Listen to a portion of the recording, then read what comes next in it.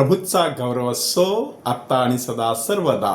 आत्ता आणि सदा सर्वदा प्रभूचा गौरव असो. घ्यानी खा देह माझा, छिन्न विछिन्न तुमच्यासाठी. घ्यानी प्या रक्त माझे, घळघळ वाहे तुमच्यासाठी. काहीसा असाच अनुभव मानव जातीला यावा म्हणून प्रभू येशू ख्रिस्त स्वतःचा देह आणि रक्त संपूर्ण मानवजातीसाठी देण्याकरिता ह्या जगात अवतरला. आज प्रभू येशू ख्रिस्त 5,000 लोकांना भोजन देताना आपल्याला आढळतो.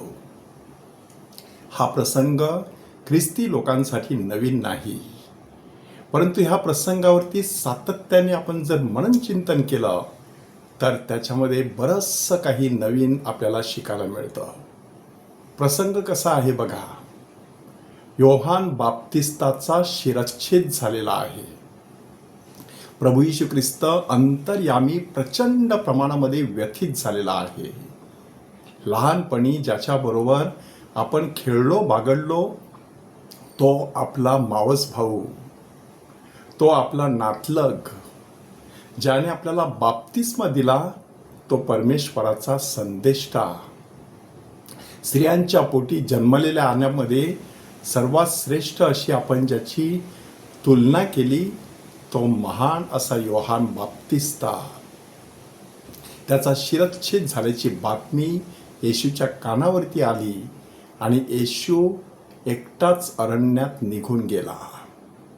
अंतर्यामी प्रचंड असं दुःख आहे आणि त्या पार्श्वभूमीवरती लोक त्या ठिकाणी गोळा होतात. ते रंजले गांजलेले आहेत असं प्रभू येशू ख्रिस्ताच्या लक्षात येतं. मेंढपाळ नसलेल्या मेंढरांसारखी त्यांची गत झालेली आहे हे कळण्यासाठी मेंढपाळाचं हृदय असावं लागतं. ते प्रभू येशू ख्रिस्ताकडे होतं आणि म्हणूनच येशू त्यांच्यासाठी मोठा चमत्कार करतो. आणि हा चमत्कार करत असतानाच 3 प्रकारची भूक भागवतो. पहिली भूक आहे सामाजिक. सामाजिक भूक म्हटल्यानंतर ज्या समाजामध्ये आपण राहत असतो त्या समाजामध्ये आपल्याला मान असावा, प्रतिष्ठा असावी, आपल्या शब्दाला वजन असावं असं कोणाला वाटत नाही. त्या समाजाने आपल्याला वाळीत टाकलं, बहिष्कृत केलं तर समोर कितीही चांगलं मिष्टान्न असलं ते माणसाला ते रुचकर किंवा गोड लागू शकत नाही, कारण समाजाने आपल्याला अवभेरलेलं असतं. अशा प्रकारे त्या ठिकाणी येशूने जो चमत्कार केला त्याच्यामध्ये एक सामाजिक भूक भागवण्याचा त्यांनी प्रयत्न केलेला आहे. छोटासा मुलगा, 5 भाकरी आणि 2 मासे, त्याच्या बळावरती एवढा मोठा चमत्कार. प्रभू येशू ख्रिस्ताने नक्कीच हा चमत्कार केला ह्याविषयी आपल्या मनामध्ये दुमत नाही, परंतु त्याचं एक आणखी स्पष्टीकरण सामाजिक जीवनाला लागू पडणारं की येशूने त्या 5 भाकरी 2 मासे घेतले, वर स्वर्गाकडे पाहत आशीर्वाद दिला आणि त्या सगळ्या लोकांना वाटण्यासाठी दिल्या. दरम्यानच्या काळात लोकांमध्ये काय झालं असेल की जसं त्या मुलाकडून थोडंसं अन्न गोळा करण्यात आलेलं होतं तसं प्रत्येकाने आपल्या समोरचं अन्न उघडं केलं. थोडं थोडं करता करता सर्वांना पुरेल एवढं अन्न गोळा झालं. पुरेलच नाही तर पुरून उरेल एवढं अन्न त्या ठिकाणी गोळा झालं. सामाजिक भूक भागवण्यासाठी प्रथम आपल्याकडचं जे काही थोडंफार असेल किडूक मिडूक ते देण्याची माणसाने तयारी ठेवायची आणि त्यानंतर आपल्याला कधीच काही कमी पडू शकत नाही अशी ग्वाही साक्षात परमेश्वर आपल्याला देत असतो. 12 टोपल्या उरल्या.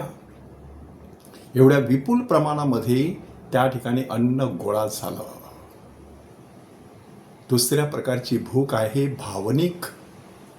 प्रभू येशू ख्रिस्त स्वतः दुःखी होता, परंतु त्यांनी लोकांच्या डोळ्यातील भावना ओळखली.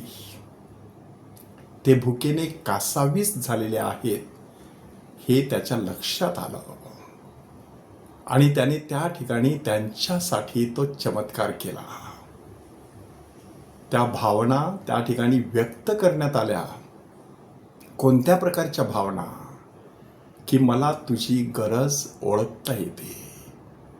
तेथील लोकांनी एकमेकांबरोबर एकत्र बसून पंक्तीला बसून जेवणं भावनिक भूक भागवत असते. एकटं जेवणाचा प्रसंग तुमच्यावर कधी आलेला आहे का? मिशन भागामध्ये आम्ही बऱ्याच वेळेला त्याचा अनुभव घेतो. कधी सोबतीचा धर्मगुरू रजेला गेलेला असतो, कधी दुसरीकडे कार्यक्रमासाठी उपस्थित असतो, आपल्याच कार्यासाठी दुसऱ्या पॅरिशमध्ये मदतीला गेलेला असतो, कधी आजारी असू शकतो.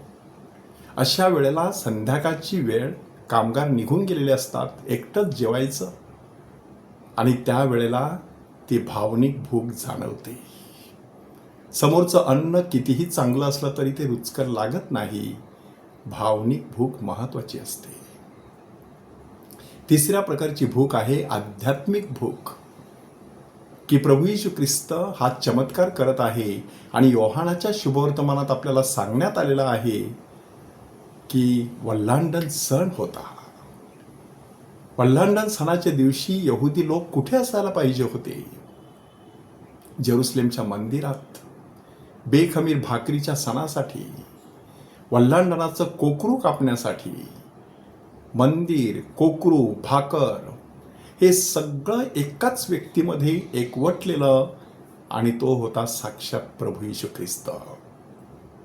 त्याच्या भोवती जमा होण्यामध्येच लोकांची आध्यात्मिक भूक भागत होती.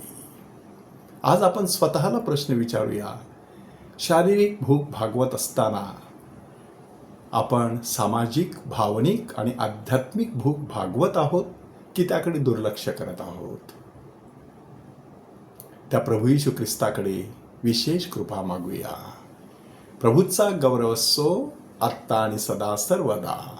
आत्ता आणि सदा सर्वदा प्रभूचा गौरव असो.